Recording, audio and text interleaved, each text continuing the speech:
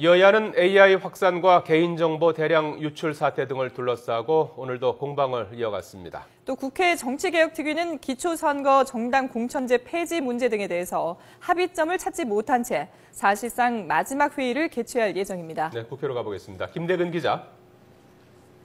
네, 국회입니다. 예. 자, 오늘도 국회에서는 AI 확산과 개인정보 대량 유출 사태 논란이 이어지고 있군요. 네, 그렇습니다. 먼저 새누리당은 오늘 회의에서 주기적으로 반복되는 AI로 인해 농가와 음식점의 피해가 잇따르고 있다며 오는 2월 임시국회에서 근본적인 대책을 마련해야 한다고 밝혔습니다. 또 개인정보 대량 유출 사태 대책 마련도 시급하다고 지적했는데요. 최경환 원내대표의 말을 들어보겠습니다. 카드사의 개인정보 유출 사태를 계기로 이 낱낱이 드러난 개인정보의 허술한 수집, 관리, 유통체계를 철저히 점검해서 보완하는 그런 입법 대책도 마련해야 할 것입니다. 민주당은 개인정보 유출과 AI 확산, 또 전월세 가격 상승을 집중 부각하며 정부를 비판했습니다. 이 같은 세 가지 문제에 대해 박근혜 정부가 제대로 답을 못하고 있다며 설 민심을 파고들었습니다. 전병헌 원내대표의 말입니다. 2014년 3대 미스테리는 개인정보 유출 범위, 그리고 조류 인플루엔자 감염 경로, 그리고 치솟고 폭주하고 있는 전월세값 상승 중단 시점이 되지 않을까 싶습니다. 여야는 이 같은 현안의 해법을 찾기 위해 각각 행보를 이어가는데요. 새누리당과 정부, 청와대 관계자들은 오늘 오후 긴급 당정청 회의를 열어 AI 확산과 개인정보 대량 유출 사태의 수습책을 논의합니다.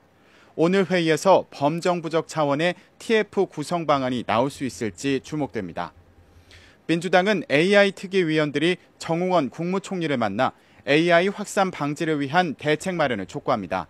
김춘진 위원장 등 특위위원들은 정부종합청사에서 정 총리를 만나 설 연휴 국민 대이동을 앞두고 국민 행동 수칙을 담은 대국민 담화를 발표할 것을 요구할 예정입니다. 네, 그런가 하면은 이 정치개혁특위는 정당 공천제 폐지 문제 등 핵심 쟁점에 대해서 합의를 이루지 못했는데요. 오늘 회의에서도 결정을 못 내리면은 어떻게 활동 시한이 연장되는 겁니까? 네, 활동 시한 연장 여부는 아직 확정되지 않았습니다. 여야 원내수석부 대표가 2월 임시국회 일정과 함께 국회 정치개혁특위 활동 시한 연장과 관련해서도 논의를 하고 있지만 이견을 좁히지 못하고 있습니다. 새누리당은 기초단체장과 기초의원 예비후보 등록일인 다음 달 21일 전까지만 특위 활동 시한을 연장하자는 입장이고, 민주당은 2월 임시국회 마지막 날인 28일까지 연장할 것을 요구하면서 합의점을 찾지 못하고 있습니다. 여야가 오늘 중으로 합의에 이르지 못하면 정치개혁특위의 활동 시한은 이미 이달 말로 정해져 있기 때문에 오늘 회의가 마지막 회의가 될 가능성이 있습니다. 오후 2시에 회의가 열릴 예정인데 오늘도 역시 기초선거 정당공천 폐지 문제와 교육감 선거제도 개선 문제가 논의될 전망입니다. 하지만 핵심 쟁점에서 이견이 여전해 절충점을 찾기는 어려워 보입니다.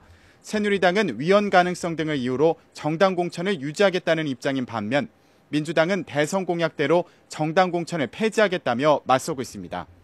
또 교육감 선거에 대해서는 새누리당은 임명제를, 민주당은 직선제 유지 입장을 고수하고 있습니다.